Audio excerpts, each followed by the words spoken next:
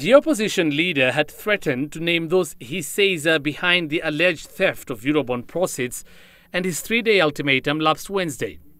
And a day later, we demand that the top national Treasury officials, namely the Cabinet Secretary, Mr. Henry Rotich, the Principal Secretary, Dr. Kamau Thugge, and the Accountant General, Mr. Bernard Ndungu, resign immediately and be arraigned in court for committing the following acts or omissions. According to Odinga, this include undermining the Constitution by refusing to deposit the Eurobond proceeds immediately and in full into the Consolidated Fund, and thereby misleading Parliament's Public Accounts Committee and the public in general, and also concocting of documents to cover up a massive loss of public funds.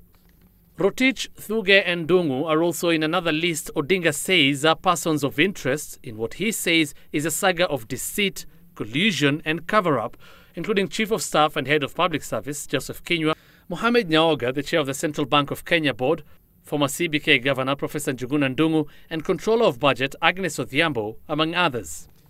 Persons of interest are basically because of their positions.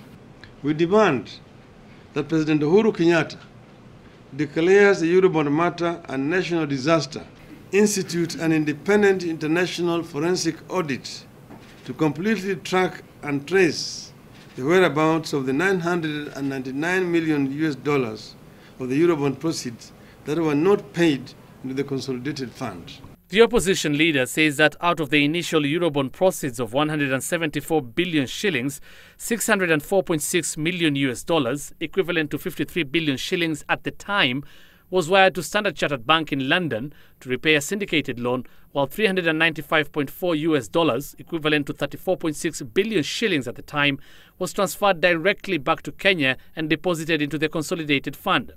The remainder of about $999 million or 86 billion shillings at the time is what he insists is missing, despite the government saying every cent was absorbed into the budget.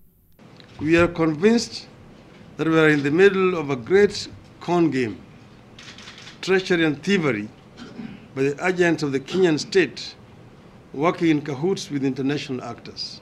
The government is yet to officially respond to Odinga's latest remarks, but they have maintained there was no theft, with the Ethics and Anti-Corruption Commission last week recommending closure of files in the Eurobond investigation. Hussein Mohammed, Citizen Live at 9.